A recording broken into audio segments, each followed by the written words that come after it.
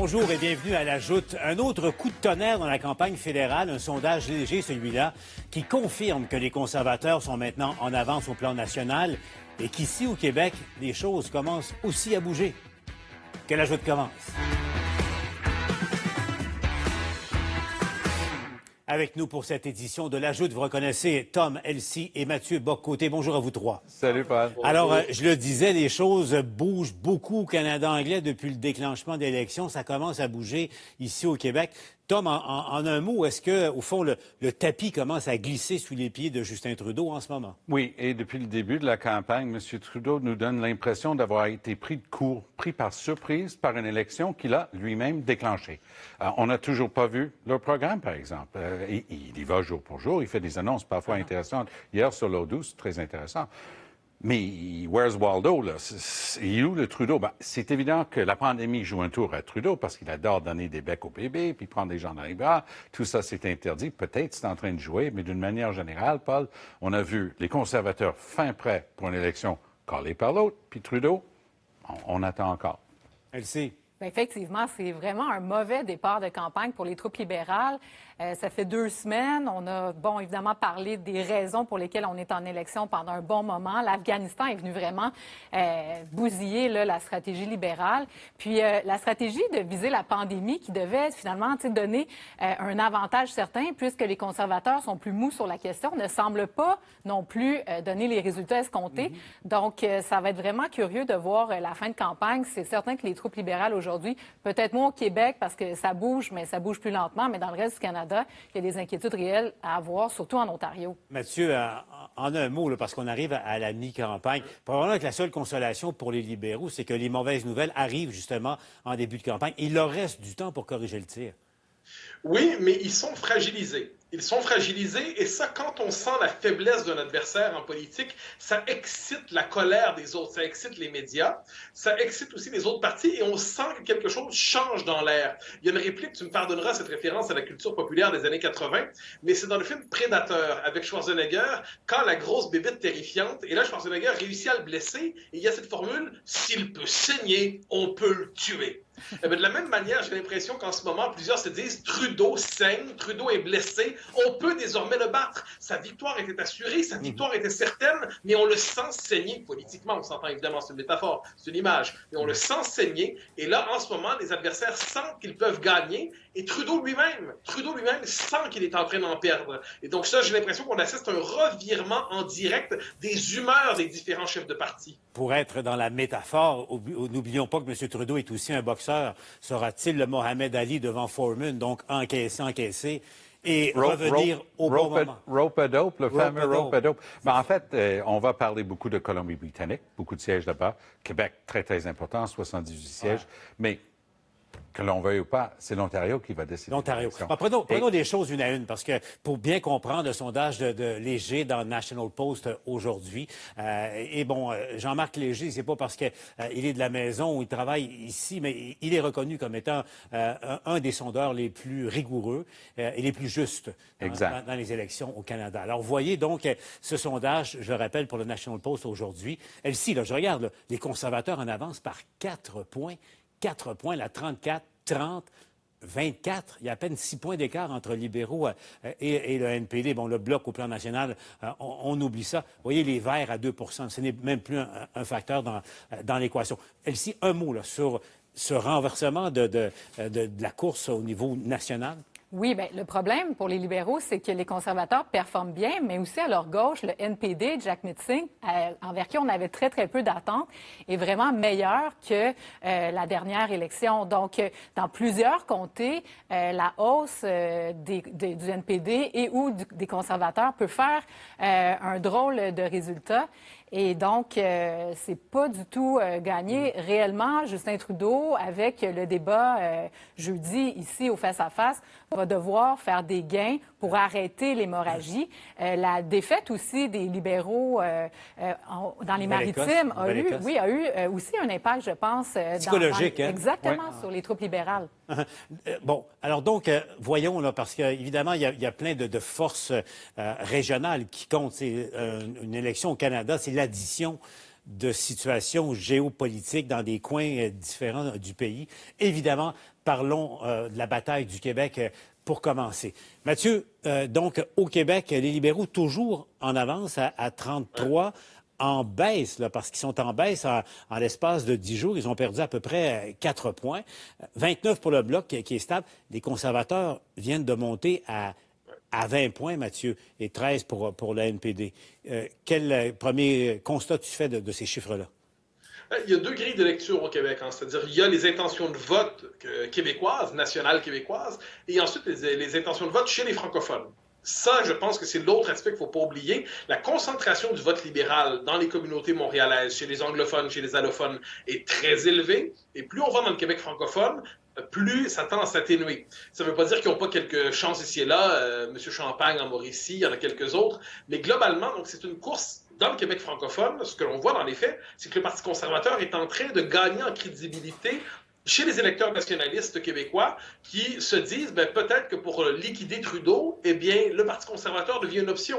Donc, ceux pour qui ne pas voter rouge, c'était voter bloc, certains se demandent en ce moment ne pas voter rouge, est-ce que c'est voter conservateur? Donc, il y a une forme d'ambiguïté. Les libéraux, à terme, pourraient tirer avantage de ça, soit dit en passant.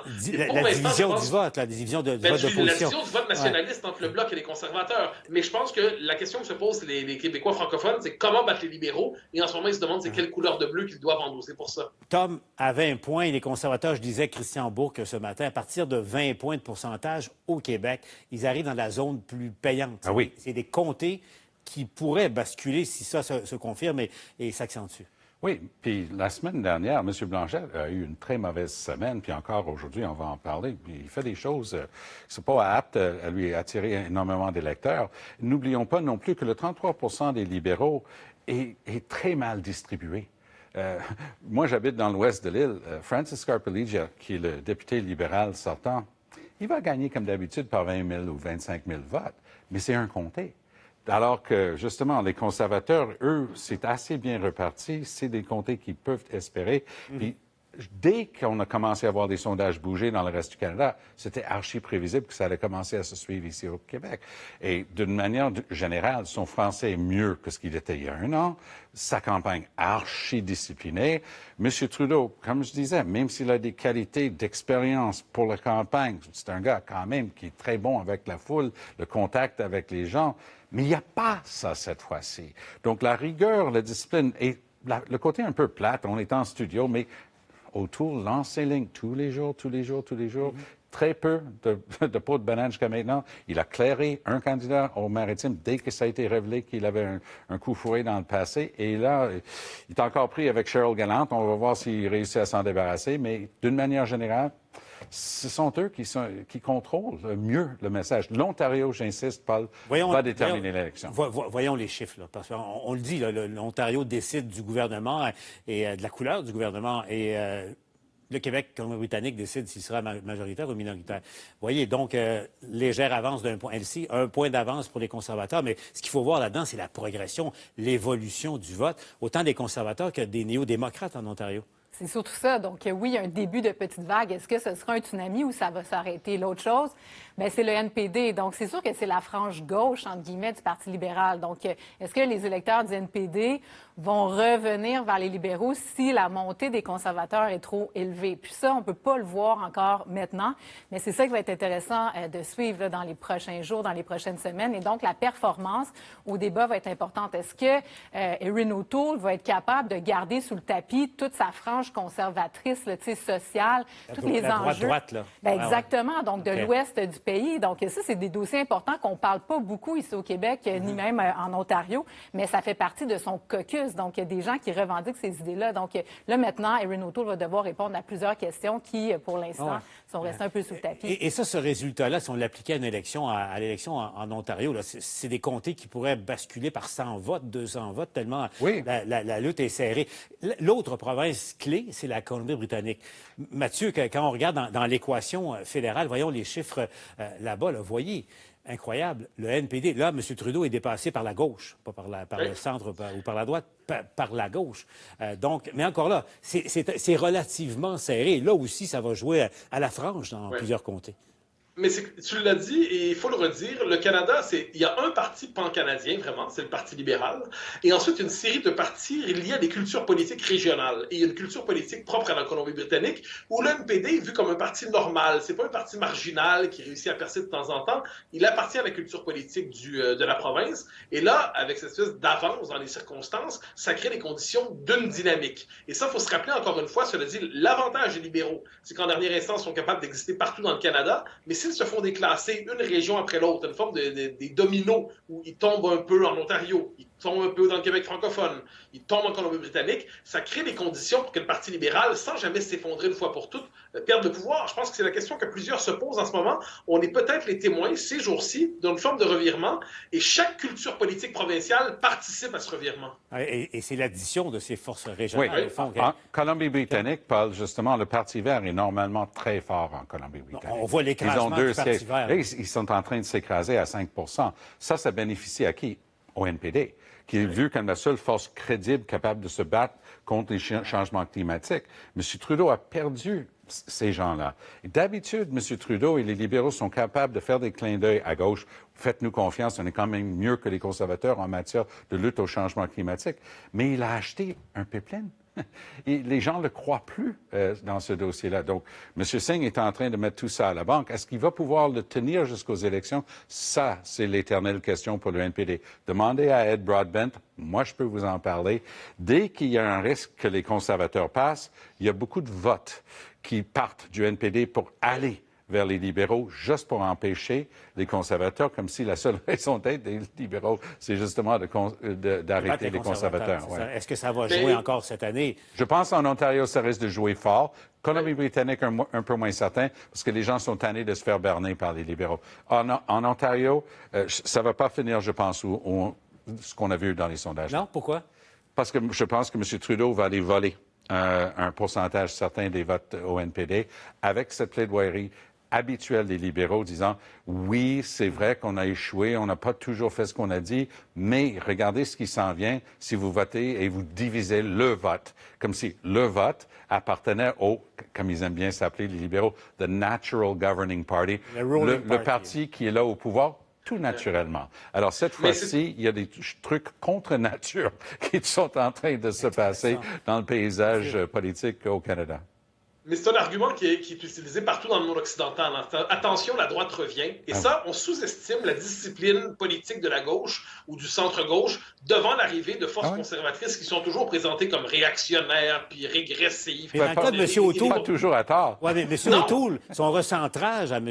O'Toole, oui, il est peut-être moins abrasif que d'autres leaders antérieurs. J'en suis conscient, mais généralement, la force, je crois, des forces dites progressistes, c'est de réussir à caricaturer les conservateurs dans le cas canadien comme une collection de pro-vie, c'est-à-dire que ce serait un parti fondamentalement conservateur social qui n'attendrait que le moment venu pour se dévoiler. En fait, Mathieu, tu as tellement raison que c'était ça les premiers 10 jours de campagne des libéraux. Ils avaient dit, on n'a même pas besoin de s'habiller pour le combat, on va juste larguer des bombes sur autour, disant, il est anti-vaccin, il est anti-choix pour les femmes, il est anti-système de santé. Et autour, tous les jours, devant les caméras, non, je suis pro-choix. Non, je suis... C'est l'erreur de M. Trudeau. Mais en même temps... Ils ont perdu 10 jours en faisant ça. Mais les électeurs n'écoutaient pas. Et donc, moi, je pense que cet argumentaire-là, là, de rappeler les anti-vaccins, les climato-sceptiques, les anti-avortements au sein de son parti, là, ils sont une cinquantaine de députés qui sont pro-vie. Donc, c'est pas rien. Et puis, donc, les gens étaient en vacances. C'est certain qu'à la fois le Bloc québécois et les libéraux vont ramener ces questions-là parce que le Parti conservateur a quand même si Erin O'Toole tente de le cacher, c'est le fonds de commerce de ce parti. Mais non, je ne suis pas s'en passer. Je te trouve trop sévère. Ce n'est pas le fonds de commerce. Ça fait partie de leur coalition. Ce n'est plus depuis des années l'élément déterminant de leur coalition. C'est-à-dire, ça fait partie. Le Parti conservateur n'est pas d'abord un parti pro-vie. Ça traîne dans sa culture politique. Non, ils ne peuvent pas le renier, mais, ce n'est pas central dans le discours du parti. Les climato-sceptiques, les anti-vax, donc plusieurs de ces candidats ne sont pas vaccinés. Oui, mais ça, je trouve que, sans vouloir te vexer, je trouve que tu reprends ici la rhétorique utilisée pour congédier les conservateurs. Ils ne sont pas aussi caricaturaux qu'on le dit. Et le fait est que Erin O'Toole, ça en plus, reste, est assez... mais Mathieu, force est de constater que ça reste dans une frange du parti. Là. Ça ressurgit à tout moment un candidat, une candidate ici et là. Mais tu as raison, mais à ce compte-là, si on se mettait à s'intéresser aux franges du NPD, où il y a quand même de joyeux moineaux d'extrême gauche, si on s'intéressait aux franges du Parti libéral du Canada, où il y a quand même des extrémistes de différentes communautés qui sont quand même pas tendres en général, qui cadrent, Mariam Monsef, par exemple, c'est quand même un exemple parmi d'autres. Ouais, mais on s'intéresse qu'aux extrémistes du Parti conservateur au Canada. C'est un peu bizarre, c'est une forme de deux poids, deux mesures. En fait, je vais donner raison à Mathieu sur une chose. Les partis avec une idéologie, justement, le chef aura toujours à veiller les franges. Tandis que le Parti libéral est tellement composé du milieu mou, de jello et de marshmallow, c'est que c'est très difficile de dire qu'il y a telle frange ou telle frange à l'intérieur du Parti libéral. C'est une frange de parti au pouvoir. C'est ça. C'est un parti qui aime gagner des élections. Au NPD, Mathieu a raison. La culture il y avait des gens à surveiller. À élaborer. et aux conservateurs, il y a des gens à surveiller. Je suis sûr que Erin O'Toole se serait bien passé de Cheryl Gallant cette semaine, cette illuminée du coin de Renfrew et de Pembroke en Ontario. Et ça, c'est celle qui met en doute les changements climatiques. Ah oui, mais plus que ça. Là, je peux donner un exemple. Elle a une théorie de complot que les libéraux veulent mettre les gens en séclusion pour les changements climatiques. C'est complètement pété comme idée. Mais juste te donner un exemple. Les 10 députés libéraux qui, au Québec, ont voté contre la reconnaissance de la nation québécoise au moment du projet dont on a parlé il y a quelques mois déjà. La loi 96. D'un point de vue québécois, ce sont des extrémistes et de joyeux moineaux. Ce sont des députés québécois qui refusent de reconnaître la nation québécoise. Si on leur passait le micro sous le nez, que pensez-vous de la loi 21? Que pensez-vous de la loi 101? Il y aurait quand même des déclarations étonnantes à nous faire, j'en doute pas. Mais c'est comme si on a un préjugé dans la politique canadienne qui dit conservateur, extrémiste égale conservateur. Ailleurs, c'est tolérable. On pourrait renverser, on pourrait se demander quels sont les extrémistes dans les autres partis. Tu peux pas nier qu'il y a des franges catholiques dans ce parti-là. Tu as des mouvements très forts. C'est pas juste des groupuscules. Tu as des élus, des dizaines d'élus. Donc, plus de 50 députés qui partagent cette vision-là. Puis d'un point de vue pandémique, on arrive à un point de rupture où les gens vont se camper d'un bord ou l'autre. Et donc, la position plus mollassonne des conservateurs sur notamment la vaccination, le passeport vaccinal et tout ça, pour avoir des impacts et tout ça. Entre toi et moi, la position des conservateurs et des libéraux sur le passeport, sur la vaccination obligatoire, ça se ressemble pas mal. Hein. C'est des nuances, mais globalement, ils arrivent à peu près à la même solution. Je trouve que Dieu sait, je suis pas spontanément porté à voter pour le Parti conservateur, mais je trouve qu'on se fie exagérément à leur caricature. Oui, c'est bien dit. Alors, c'est vrai. C'est l'ABC de la politique. Et d'ailleurs, c'est ça que O'Toole est en train de surmonter. Et c'était ça, le plan de match des libéraux, c'était de le caricaturer. Ne pas se laisser définir, en quelque sorte. Là. Il a décidé de se définir avant de se laisser définir. Et c'était très bien fait. Maintenant, il reste encore la moitié de la campagne. Oui. Je répète, il y a plus de 100 sièges en Ontario, 78 ici, mais plus que ça en Ontario.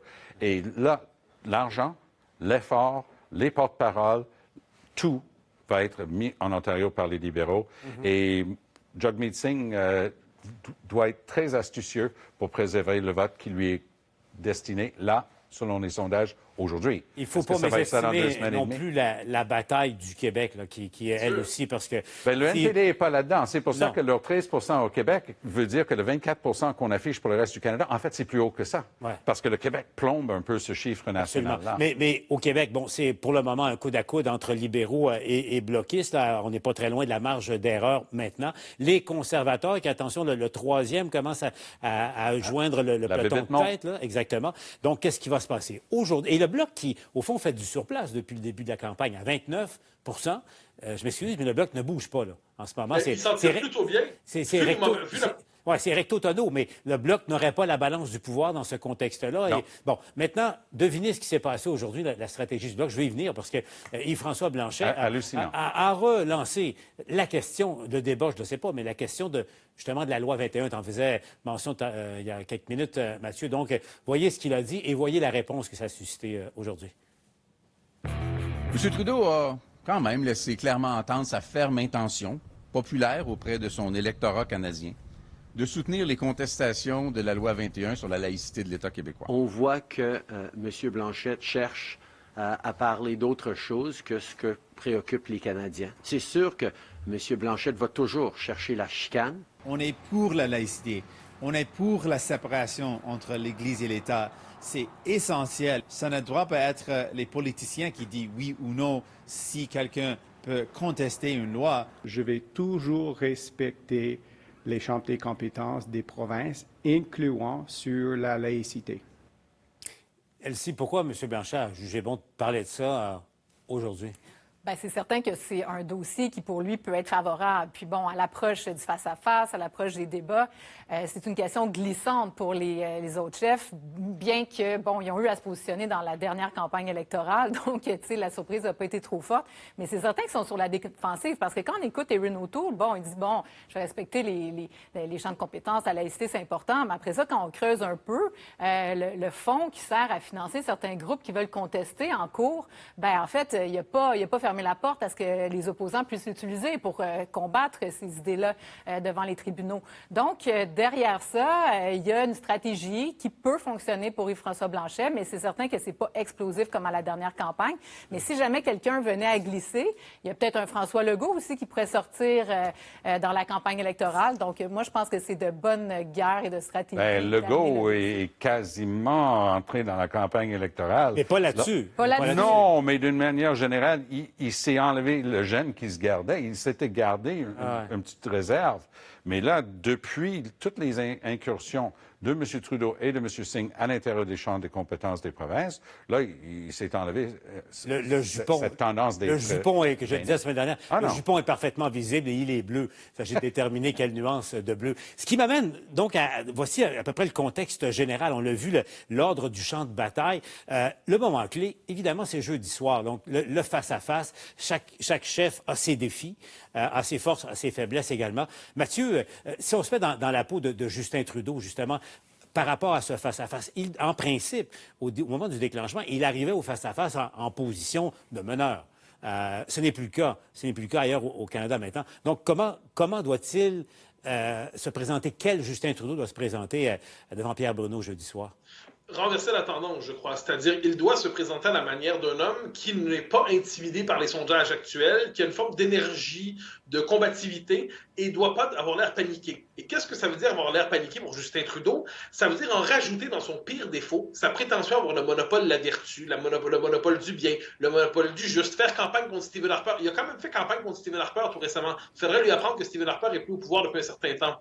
Donc, il y a chez lui le défaut de Justin Trudeau, c'est sa prétention à croire qu'il est plus... Il y a une forme d'illumination, il y a la vertu pour lui. Il doit être combatif, mais ne pas avoir cette tentation à l'arrogance vertueuse des libéraux. S'il est capable de ça, il demeure en jeu. S'il a cette vilaine tendance au monopole du bien, ça pourrait lui jouer un mauvais tour, je crois, dans le débat. Tom, toi qui as participé à ce format de face-à-face, c'est, j'allais dire, impitoyable, mais un chef ne peut pas, il n'y a pas de faux fuyant, là, parce qu'à un moment donné, ça se parle dans le blanc des yeux, là, chef à chef. Monsieur O'Toole parvient jusqu'à maintenant assez bien à esquiver.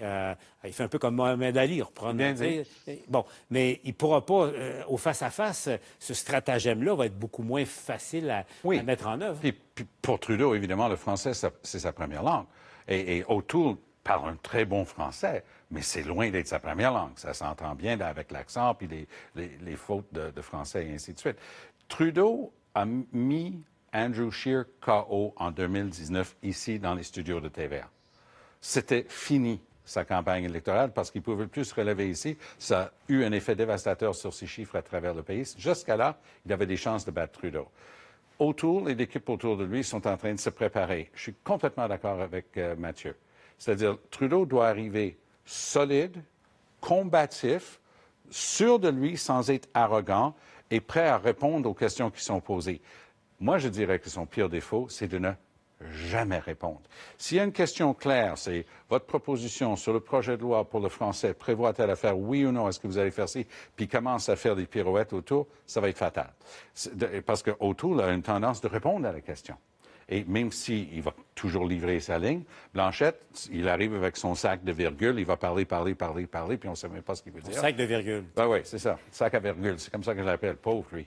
En tout cas, ça va pas bien, sa campagne, puis moi, j'ai l'impression que lui, il va être en train de filer des votes aux conservateurs d'ici une semaine. Non, mais moi, je trouve que tu exagères. La campagne du Bloc québécois, bon, je dirais pas gagné ni perdu de vote, donc il est solide au Québec. Et pour Justin Trudeau, On va voir effectivement. Mais pour Justin Trudeau, c'est délicat parce que si on attaque trop fort le Bloc québécois et qu'on faisait un chaos au Bloc québécois, bien, la chute des intentions de vote du Bloc pourrait servir les conservateurs et donc faire monter les conservateurs et ça pourrait avoir un impact dans le reste du pays. Et les faire gagner l'élection, là, carrément. Exactement. Donc, à l'heure actuelle, les conservateurs, ont des appuis surtout dans la région de Québec, mais ça se disperse pas là, à l'échelle du Québec au complet. Alors, l'intérêt, je pense, d'assommer davantage peut-être les conservateurs va être fort. Et donc, moi, je pense qu'on va ramener beaucoup les questions d'environnement, où là, on va être capable de démontrer que le projet de société d'Erin O'Toole ne correspond pas aux valeurs des Québécois. Les garderies, c'est certain que ça va être un gros morceau. Puis ça, là-dessus, et François Blanchet va sauter dans l'arène parce que là, on va à l'encontre du modèle québécois, donc un modèle de succès qui fait en sorte que les femmes sont de retour sur le marché du travail. Donc, pourquoi s'y opposer? Donc ça va être deux enjeux importants que Justin Trudeau, je pense, va amener au débat. Et parlez-moi de M. Singh un peu, parce qu'il ne faut pas le sortir de l'équation non plus. Non. Il a quand même un capital de sympathie au Québec. Ça ne se transforme pas en vote. Encore, on s'entend là-dessus. Mathieu, M. Singh, il y a un potentiel de croissance au Québec? Pas tant que ça, je crois. C'est-à-dire que Jagmeet Singh, son potentiel de croissance, globalement, c'est quoi au Québec? C'est l'Université Concordia plus l'Université McGill en anthropologie. Donc, j'ai l'impression qu'on est... On disait ça avant la vague orange, Oui, mais Jack Layton avait... Moi, j'étais plutôt insensible à Layton, mais j'avais constaté qu'il y avait une connexion. Il avait réussi à jouer le rôle du bon gars pour les Québécois. Et ça, les Québécois aiment la figure du bon gars comme chef. En plus, un Anglais qui est un bon gars qui nous tend la main, ça touchait quelque chose dans l'imaginaire collectif. Dans le cas de Jagmeet Singh, on est devant un chef qui n'a jamais connecté effectivement avec les Québécois, qui, sur les questions qui touchent les Québécois fondamentalement, il est hostile. Laïcité, là, sur toutes les questions qui sont passionnelles au Québec, il est hostile, il cherche à faire des pirouettes pour ne pas le confesser, mais c'est assez clair. Donc, je ne suis pas certain qu'il y ait un potentiel de croissance réel au Québec, sauf dans l'électorat anglophone, progressiste, qui préférera en dernière instance Jagmeet Singh à Justin Trudeau. Mais chez les francophones, son potentiel de croissance est très limité. Pourtant, on regarde, il y a le comté de Boulris à Montréal, Ruth-Hélène Brosseau. Oui, je pense qu'Alexandre est un tellement bon député qu'il va être réélu parce que son travail de député va le faire réélire. Ruth-Hélène, s'il y a une excellente division du vote, ça peut aider. Mais Singh peut jouer les troubles faits pour Trudeau. Parce que si Singh utilise les débats en français pour nommer les défaillances de Trudeau sur des dossiers progressistes, ça, il va être en train de parler en même temps à l'extérieur du Québec. Trudeau doit se méfier beaucoup plus que je crois qu'il va le faire de Singh. Bougez pas, on poursuit la discussion dans un instant à la joute. Entre-temps, on va aller retrouver le camarade Pierre, bien sûr, qui va animer, je le rappelle, évidemment, le face-à-face de jeudi. Pierre, on sent la pression monter déjà. Il y a beaucoup de pression là-dessus, mais il y a beaucoup de fébrilité aussi. C'est toujours intéressant de les entendre, de les voir, les chefs. Thomas peut en parler. Il était là en 2015. Il y a sur le plateau toujours beaucoup d'effervescence. Bien sûr, les gens sont à la fois... Je ne dirais pas. C'est un combat de boxe. Vous y faites souvent allusion, Paul. C'est vraiment ça. Il faut surtout pas donner de bons coups, mais éviter de recevoir les autres. Exact. Souvent, il faut faire très attention à ça. On parlera du passeport vaccinal parce que ça entre en vigueur dès demain, 1er septembre. Ça sera rock and roll, a dit le ministre Christian Dubé. Mais avant le 15 septembre, il n'y aura pas de pénalité. Après, qu'est-ce qu'on fera? On suit ça. Et Pierre Fitzgibbon, qui rentre dans les bonnes grâces, il a, semble-t-il, vendu ses actions dans tout et pourra réintégrer dès demain le Conseil des ministres. Il sera sermenté demain. Hein. Merci, Pierre. Bon bulletin, à tout de suite. Bougez pas dans un instant à la joute. On va aller retrouver Richard en direct du côté de Washington, Joe Biden qui défend sa décision de quitter l'Afghanistan. Et puis, le passeport vaccinal, est-ce que ça va être rock'n'roll, dit Christian Dubé? Est-ce qu'il n'aurait pas mieux valu prendre un peu plus de temps avant de l'implanter? On en débat à la joute.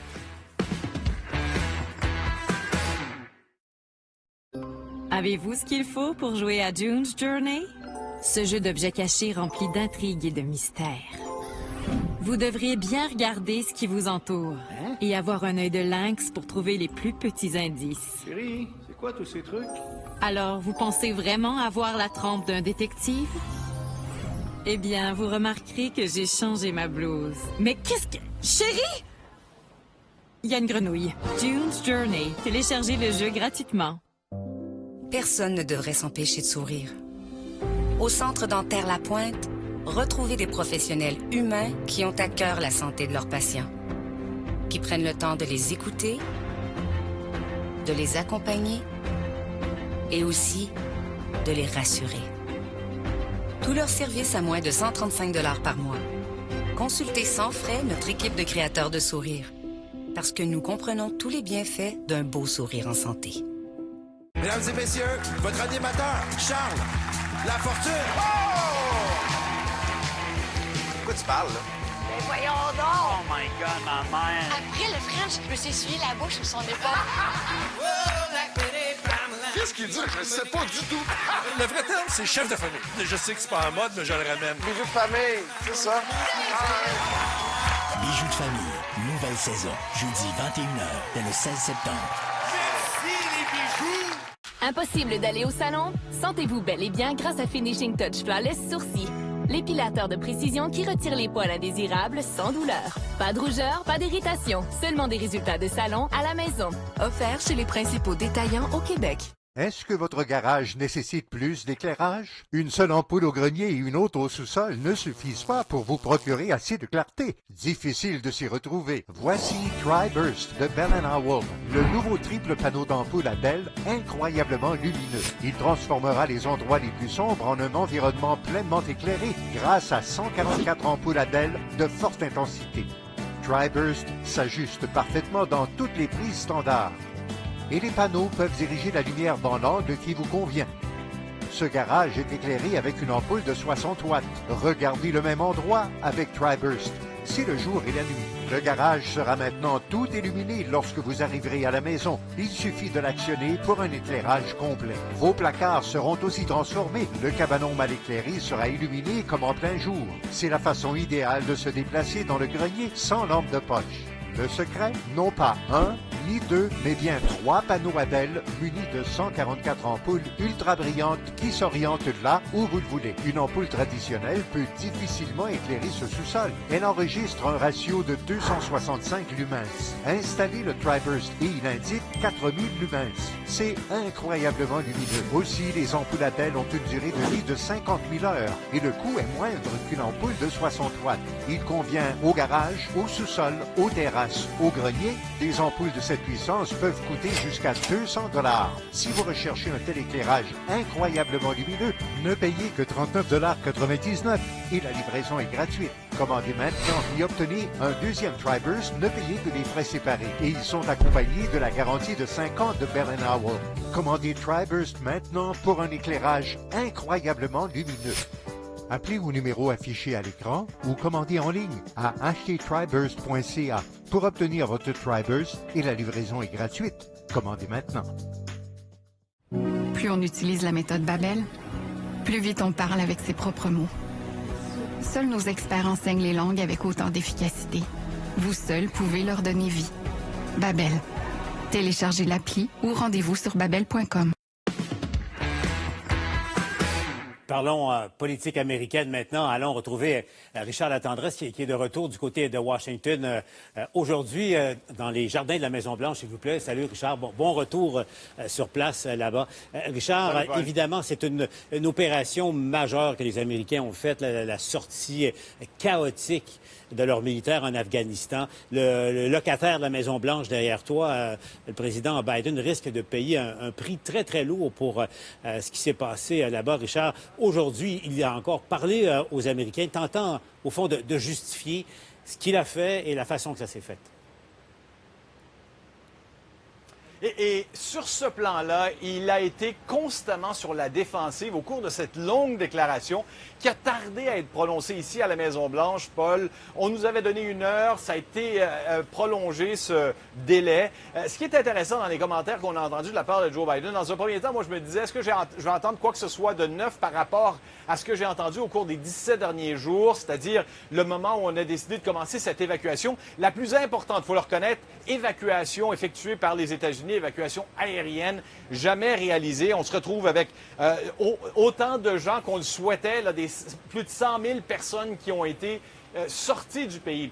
Oui, j'ai entendu de quoi de neuf dans la mesure où le président était sur la défensive, c'est-à-dire qu'il est revenu sur tous les points qui ont été mis de l'avant pour le critiquer au cours des 2 dernières semaines. Ce que je veux dire par là, Paul, c'est que constamment, les gens ont dit Ça a été mal organisé. Il a dit, non, on prépare le coup depuis longtemps. J'en assume la responsabilité. Ce n'était pas si mal organisé. Peu importe la façon qu'on aurait voulu organiser ça, ça aurait mal fini.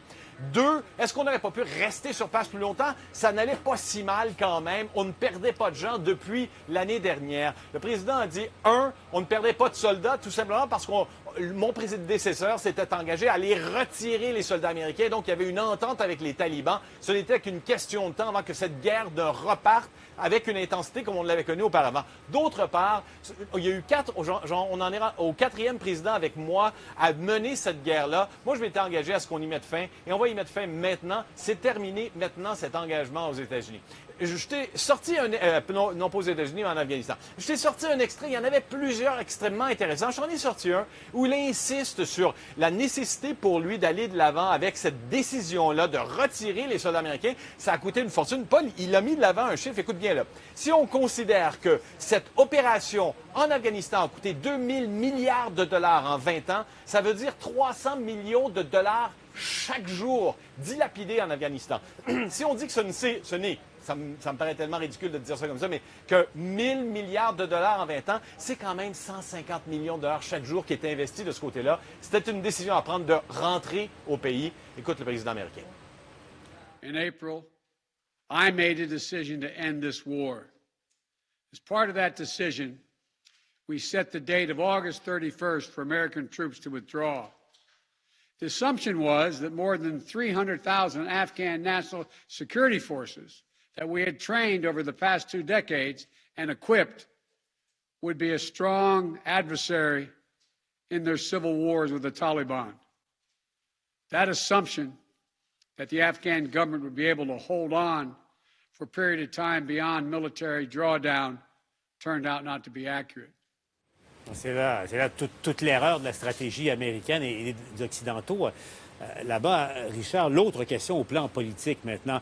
Quel est le prix politique que Joe Biden risque de payer? Les Américains n'ont pas aimé. Ils sont probablement contents de voir leurs soldats revenir au pays, mais la façon disgracieuse avec laquelle ça s'est fait, est-ce qu'il y aura un prix politique lourd à payer? En tout cas, les républicains capitalisent sur le chaos qu'a été cette sortie d'Afghanistan. On les entend constamment, non seulement tous les jours, mais à toutes les heures, revenir sur différents aspects. Et sur ce plan-là, je t'ai sorti un extrait à la fois du leader de la minorité républicaine à la Chambre des représentants, Kevin McCarthy, mais aussi un représentant très conservateur qui, lui, va de l'avant avec une demande de mise en destitution du secrétaire d'État qui aurait dû orchestrer ce départ-là de meilleure façon. Selon Kevin McCarthy, donc le républicain en chef à la Chambre des représentants, c'est un désastre comme on n'en a jamais vu. Il va un peu loin, mais ça vaut la peine de les entendre parce qu'ils vont revenir de l'avant avec ces arguments-là. What I see is probably the biggest failure in American government on a military stage in my lifetime. And we could never make this mistake again. We've engaged now in an impeachment effort of Secretary of State Anthony Blinken. We believe that he has got culpability for much of the travesty that has gone on here. Tu sais que, Paul, et je te laisse sur ça, qu'on entend, en tout cas qu'on lit via ses courriels de son comité d'action politique, Donald Trump, lui insiste sur le fait qu'on a laissé derrière 85 millions de dollars en équipement, dont, par exemple, ces grands avions que les talibans ont récupérés à l'aéroport de Kaboul. Et lui dit, on aurait dû tout détruire ou on devrait retourner sur le terrain pour aller tout chercher ça. Tu vois dans quelle mesure on va beaucoup trop loin, notamment de la part de Donald Trump, qui est celui qui a signé la capitulation américaine face aux talibans lorsqu'il était lui-même au pouvoir. Richard nous parle en direct de Washington. Merci, Richard. On te retrouve, bien sûr, au TVA Nouvelles. Bon, effectivement, mais je vous pose la question, votre impression à vous. Tom, je commence avec toi. Que restera-t-il de ce retrait chaotique des Américains sous l'administration Biden? Toute l'expérience, toute l'expertise de Biden s'est ressentie quand il a parlé aujourd'hui. Lui, c'est un homme qui a tout vu. Il est là depuis des décennies et des décennies. Il savait qu'il avait un choix difficile, mais il était obligé de sortir les Américains de là. Il savait qu'il y aurait du chaos. Il savait qu'il y aurait des gens qui allaient décéder. Mais il a bien fait et il est en train de l'expliquer. Et moi, je pense que l'histoire va le juger plutôt favorablement, même si c'est très pénible pour les Américains en ce moment de voir justement, le résultat, ça fait très mal à leur orgueil, mais d'une manière générale, évidemment, c'est Biden qui avait raison. Elsie? Oui, évidemment, il avait raison de vouloir sortir les Américains, mais c'est certain que 20 ans de présence américaine, puis comme il le mentionne dans son discours, je pense, comme Thomas, que c'est important qu'il ait rappelé là, les faits, puis les impacts. Le 300, le coût. Le coût, 300 millions de dollars par jour, c'est épouvantable quand on y pense. Quand Donald Trump nous parle de 85 millions de dollars laissés en équipement, je veux dire, en une journée, c'est payé. Mais fondamentalement, c'est surtout le fait que la société afghane n'a pas réussi finalement à reprendre les rênes du pays et on est au point zéro. C'est surtout ça qui est décourageant. Mathieu, la réponse à la question, au fond, c'est on verra comment vont se comporter les talibans. L'Afghanistan, est-ce que ce pays-là va redevenir un sanctuaire pour terroristes, etc., etc.? Là est sans doute la réponse fondamentale. Bien, il y a deux éléments, c'est-à-dire, est-ce que les Afghans souhaitent les talibans? Faut juste, la réponse est triste, mais globalement, oui. Je ne dis pas l'État terroriste, mais est-ce qu'il y a dans la culture afghane, le terme est un peu vaste, il y a une concordance entre ce que les Afghans veulent et le régime taliban? C'est la part inavouée en Occident. Donc, c'est pas qu'on n'a pas réussi à construire une société démocratique occidentale en Afghanistan, c'est qu'on ne construit pas de manière plaquée, artificielle, une démocratie dans un pays qui n'est pas prédisposé à ça. Les talibans ne sont pas des anti-Afghans, ce sont des Afghans d'une tendance particulière qui sont manifestement majoritaires dans le pays. Premier élément. Ensuite, pour l'Occident, moi, je ne peux pas m'empêcher de dire que je pense qu'on devait quitter l'Afghanistan. Aucun doute là-dessus. Moi, les grandes croisades démocratiques, Irak, Libye, Afghanistan, manifestement, ça vire au chaos. Mais il n'en demeure pas moins que 20 ans après le 11 septembre, comment on commémore le 11 septembre 20 ans plus tard? C'est par une humiliation de la civilisation occidentale, une humiliation des États-Unis. Et il va falloir réfléchir sur la portée de cette humiliation. Il y a une certaine manière de penser la politique étrangère qui ne tient plus. Et ça ne pouvait finir que sur un désastre. Donc la question est de savoir comment tempérer le désastre. Je ne suis pas exagérément sévère envers Joe Biden. Je pense que ça ne pouvait que mal se finir. Ensuite, qu'on réfléchisse au-delà de cet échec et qu'on sache par ailleurs que globalement, les pays qui ont participé à ça sont aujourd'hui humiliés. Bougez pas. Dans un instant, à l'ajout, sortez votre passeport. Tom, Elsie, Mathieu, aussi en France, il faut le dire. Hein, comment il s'appelle là-bas, le pass? Le pass sanitaire. Le pass sanitaire. Ici, au Québec, ça se dit en français. Donc, ça entre en vigueur demain. Est-ce correct ou c'est trop rapide? On en débat à l'ajout dans un instant. Mais ça change la configuration et l'allure de cette campagne. Un sondage qui confirme que les conservateurs ont pris l'avance. Qu'est-ce que ça signifie pour Erin O'Toole et Justin Trudeau? Je vous en parle au TVA 17h. Qui aurait pu dire qu'une bonne alimentation pouvait aider votre meilleur ami à avoir la meilleure vie possible? Vous le saviez? Et nous aussi. C'est pourquoi Hills part toujours de la biologie de l'animal, afin que vous ayez toujours une longueur d'avance. Souffrez-vous de douleurs aux jambes et aux pieds, de douleurs arthritiques ou de problèmes circulatoires? Essayez le promoteur de circulation Dr. O maintenant. Mon système stimule les nerfs et les muscles. Il détend les muscles, améliore la circulation sanguine et soulage la douleur. Ce système est recommandé pour soulager les maux aux pieds et les jambes si vous avez des douleurs sciatiques et souffrez de neuropathie et avez un problème de circulation sanguine dans les jambes. De plus, le système du Dr. O soulage les douleurs musculaires. Il suffit d'apposer les coussinets sur la peau pour soulager les tensions au cou et aux épaules, au dos et aux genoux. Il soulage aussi les douleurs aux articulations. Mon système est un appareil neurostimulation. Et grâce à notre technologie exclusive AMP, ce stimulateur émet plus de 300 pulsions automodulées. Ça signifie que vos muscles n'auront pas à subir encore et encore une récurrence neuromusculaire. J'utilise moi-même cet appareil et je le recommande à tous mes patients. Il peut être utilisé avec des médicaments.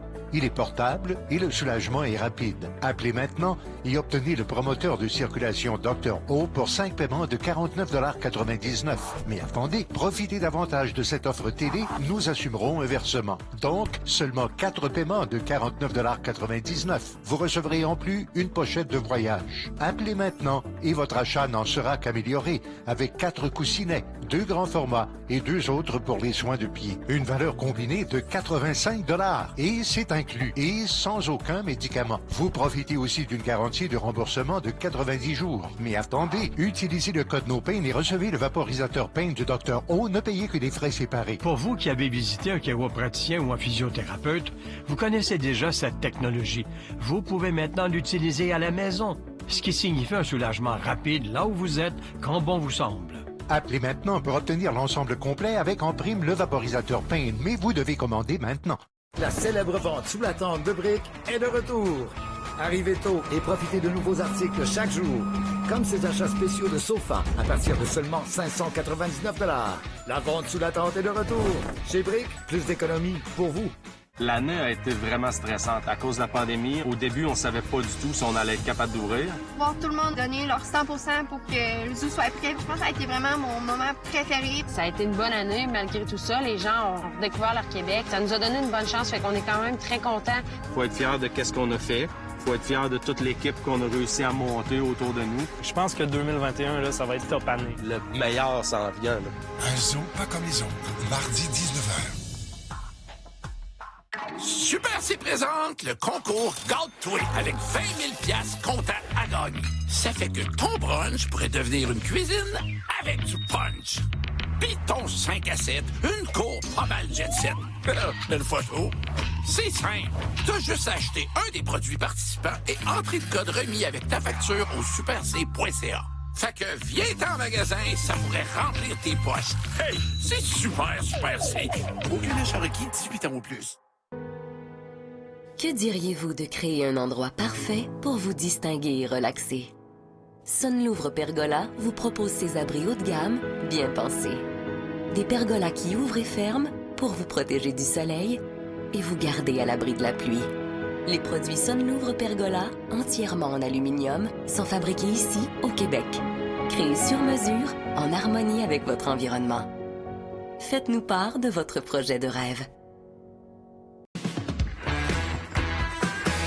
C'est demain que ça entre en vigueur au Québec, le fameux passeport vaccinal. Tom, es-tu doté de ton code? Tout de suite, et je vais dire, parce que je ne suis pas aussi jeune que les deux autres jouteurs d'aujourd'hui, qu'il y a une sorte de formule. Plus on avance en âge, plus c'est compliqué, ces affaires-là. C'est tellement simple que même moi, j'ai pu le faire. Elsie? Oui. Pas de doute, ça fait pas compliqué non plus. Oui, puis on a connecté les enfants qui ont ça sur leur téléphone aussi. Donc là, il reste à connecter ma mère. Mais non, effectivement, c'est simple. Bon, on l'a dit, hein, c'était peut-être un peu trop simple parce que certains ont réussi à créer des doubles. Oui, ça n'a pas été long. Oh boy! Mais c'est faut le faire. Puis moi, je regarde ça avec beaucoup d'enthousiasme. Je pense que ça va relativement bien fonctionner là, demain. Mathieu, toi, tu es en mesure de comparer la passe française avec le code. As-tu le code de Québec, là, même si tu. Non, il faut que je le fasse.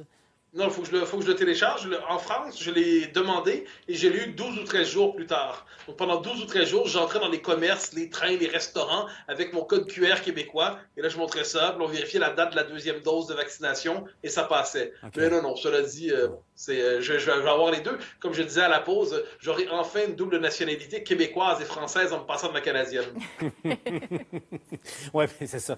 Mais bon, donc, ça entre en vigueur demain. Et là, aujourd'hui, le ministre de la Santé a lui-même reconnu que, attention, il y aura je vais être poli, essai-erreur. Le ministre lui avait une autre expression. On est prêt pour demain. Je dis aux commerçants là, que je les remercie à l'avance parce qu'on sait, suite aux pilotes qu'on a fait un petit peu partout, que les 2 prochaines semaines vont être, comme on dit des fois, un peu rock'n'roll. Et je le répète, on va s'ajuster avant d'envisager de l'élargir. C'est sûr qu'il y a des employeurs qui le font sur une base, je dirais, allégée ou qui en parlent, mais pour nous, en ce moment, on n'a pas d'autre intention et c'est pour ça que je voulais le clarifier aujourd'hui. Bon, il y a 2 ou 3 éléments là-dedans. Là. Un peu rock'n'roll, donc venant du ministre de la Santé, quand même, ça résonne. Autrement dit, ça ne sera pas facile à mettre en application. Question rapide.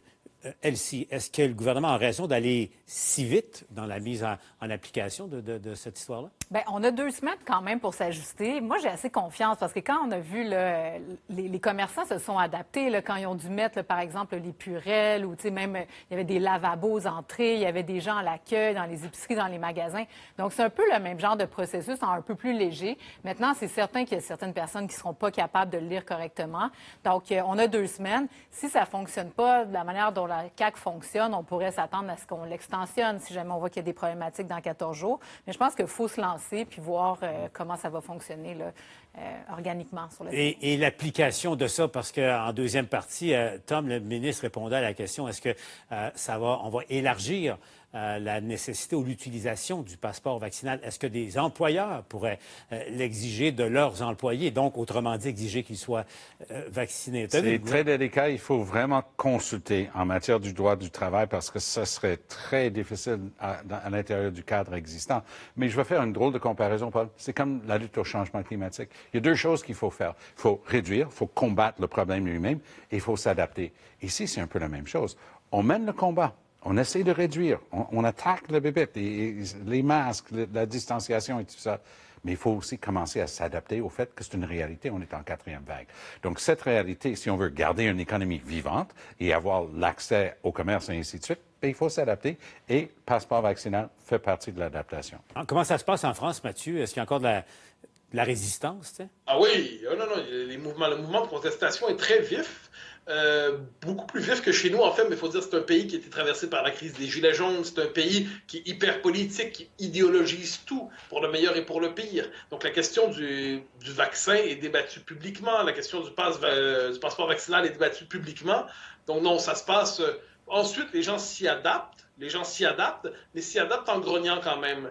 Mais il y a une opposition très vive, il y a une dimension idéologique dans l'opposition, il n'y a pas de doute par rapport à ça. Donc, ça entre en vigueur demain. La rentrée des classes est faite maintenant. Et devinez quoi, le ministre s'attend à un mois de septembre assez difficile au Québec. Là, écoutons-le. On doit surveiller le mois de septembre. Je vous l'ai dit, c'est vraiment un mois critique qu'on va surveiller, notamment à cause du travail, du retour au travail, du retour à l'école. C'est évident qu'on va voir les cas monter. C'est les jeunes qui attrapent le virus ces temps-ci. Et malheureusement pour eux, puis j'essaie pas de faire peur, j'essaie d'être le plus direct possible, les jeunes l'attrapent, puis ils restent plus longtemps à l'hôpital. C'est le grand inconnu de l'automne, Tom.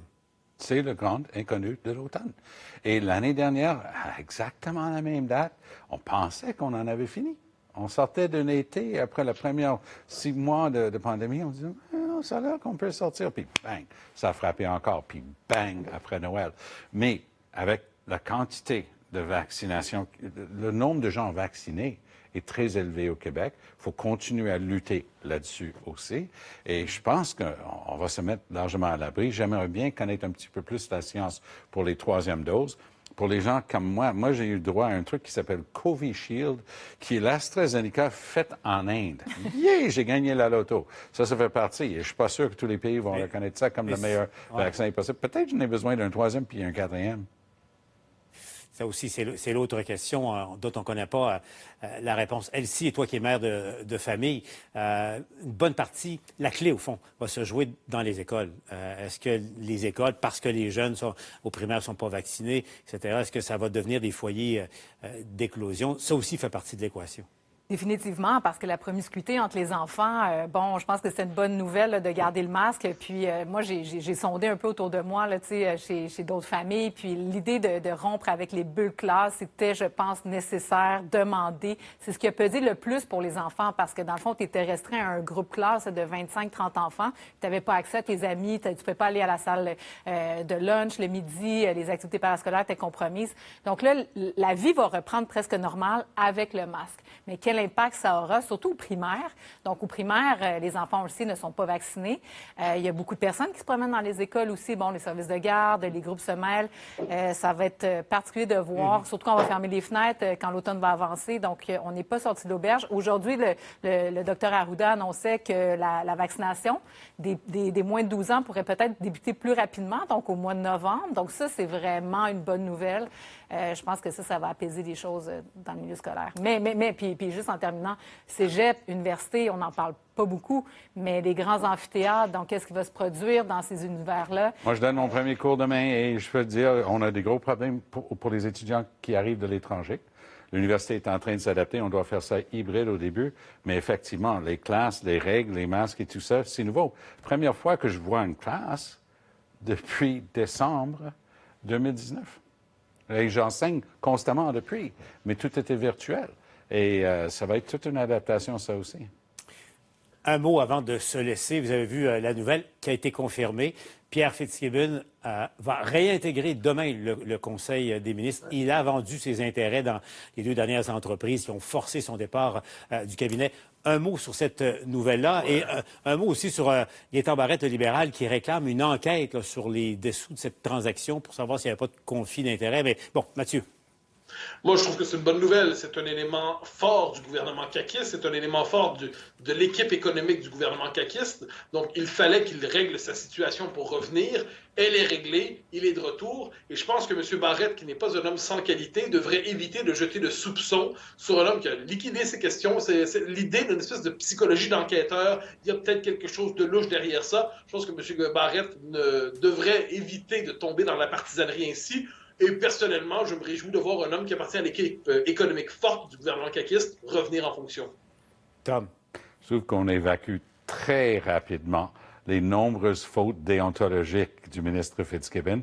Moi, je pense, comme Mathieu, que c'est une très bonne nouvelle pour les partis d'opposition, parce qu'ils vont continuer de talonner M. Legault sur ce qui est l'angle mort de sa gestion. Ce sont des fautes éthiques de la part de ses ministres. Bon, alors, un point de vue et l'autre, Elsie, le mot de la fin, l'arbitrage, c'est Elsie qui l'a aujourd'hui? Bien, moi, je pense qu'on est dans une année post-pandémique où on doit miser sur l'économie. Donc, le ministre de l'Économie, Fitzgibbon, faisait presque l'unanimité dans le secteur du développement économique. Donc, je pense que c'est une bonne nouvelle pour le Québec qu'il puisse reprendre ses fonctions. Donc, en principe, demain, mercredi, c'est la journée usuelle du Conseil des ministres et il y aura une petite cérémonie d'assermentation. Tom, en un mot, bon, il va redevenir ministre, mais a-t-il vraiment cessé de facto d'être le ministre de l'Économie, même s'il n'avait pas... À aucun moment, il continuait de faire des calls. On dit que son influence... On m'a même dit qu'il jouait un rôle majeur pour déterminer qui allait être la personne qui vient d'être nommée délégué général à New York. Alors, je pense qu'il a continué dans l'arrière-scène, même s'il ne portait plus le titre.